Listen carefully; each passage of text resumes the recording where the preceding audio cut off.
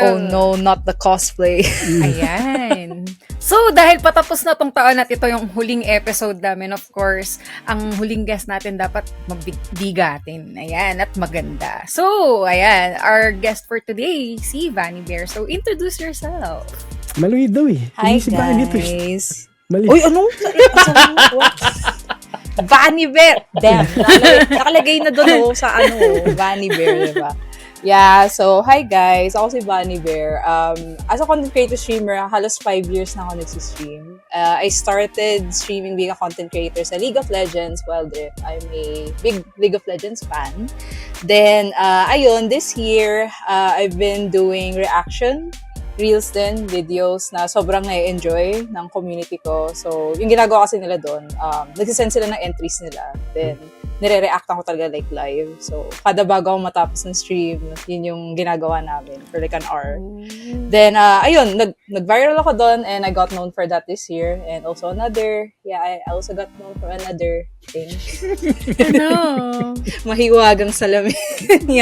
Di ko rin alam sa totoo lang bakit bumalik yun eh. Kasi last year pa talaga nag-start yun. So yun, I'm also being known as ka-doppelganger daw ni Maloy. I don't know, totoo lang.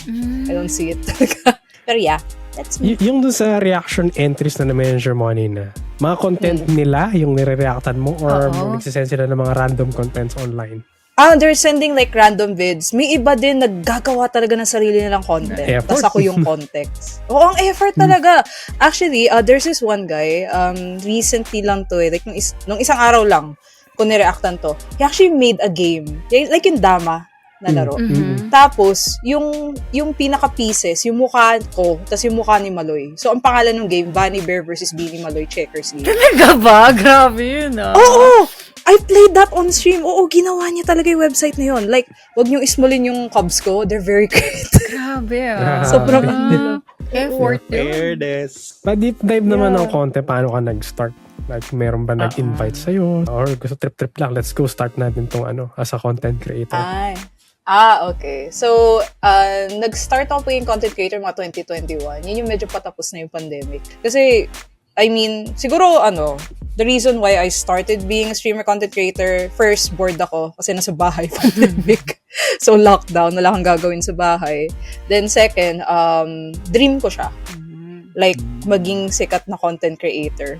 Kasi tambay talaga ako sa internet like kahit nung bata-bata pa ako. Nanonood ako lagi kay PewDiePie, kay Markiplier, sila Cryotic, mga ganun, yung mga ganun content creators. Sa YouTube yun. Sila Gloco, isa din sa mga inspiration ko. Then, ayun, medyo late na rin ako nag-start kasi dati ko pa gustong gawin to. Pero kasi wala akong magandang setup. So, yun, yung 2021, nakabili na ako ng mga magandang GPU. Naalala ko pa, sobrang, Ang problema lang sa PC ko nung time na yun, luma siya. GPU lang yung problema. So, when I got the GPU, nakapag-start na ako mag-stream. Tapos nag-start ako mag-stream. Ang mahal nun. Yeah. Ang mahal, oo. Pero, oh my God. wala eh. I want an outlet eh. Gusto ko ng outlet. Kasi, to battle the boredom. Pati, ako eh, Pero yun guys, bibitinin natin, saan ka na nila mapapanood or mahanap sa mga sa mga contents mo sa social? Saan ka nila mahanap basically?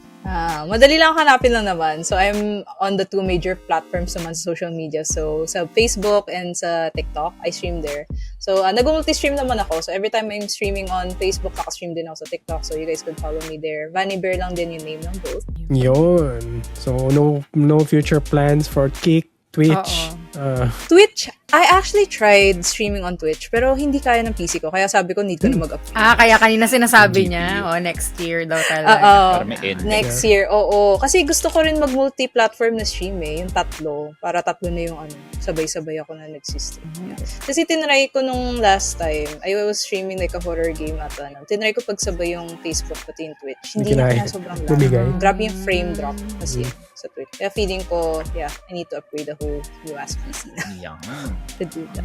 Yes, and that's all our topics for today. So kung meron po kayong topic suggestion, feel free to leave comments sa mga platforms na makikita nyo po kami. Ayan, and shout out sa mga sumusunod. Ayan. Oh my gunay. So, shout out sa mga recent followers natin na sila Charles Wolfwoods, Gamer Kaloy, Salamat sa Beach, Rushi, and then Hydrate, sabi ni Berman Milky Way, Miltonius, Bear Brand Milky Way, Scare Me, Rio Activists, Pyro, Aoi no Ken, Purge TV Gaming, Opter Ken, Benjo, Redron, Edge Studios, and then salamat din sa mga chatters natin na sila GM Shadow Games, and then yung mga nag-follow din na chatters, then sila Antagonize yun, na dumalaw sila.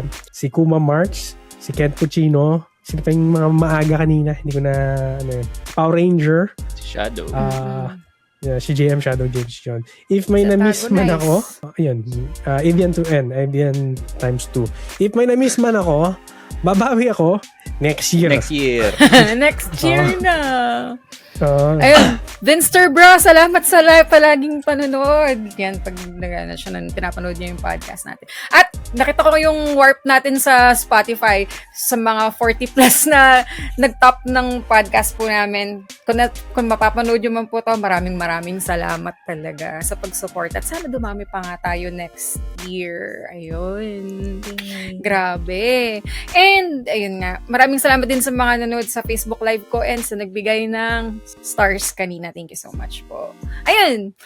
So, kung gusto nyo po kaming supportahan, tulad ng pagsuporta ng mga sumusuporta sa amin, you can follow, like, comment, subscribe, of course, sa mga platforms na makikita nyo po kami. Of course, sasabihin ko na dahil last episode na to for this year, makikita nyo po kami sa YouTube, sa Spotify, of course, sa Facebook, sa TikTok, sa Twitch, sa IG, sa X. Ang pa ba, hindi ko nasabi zero.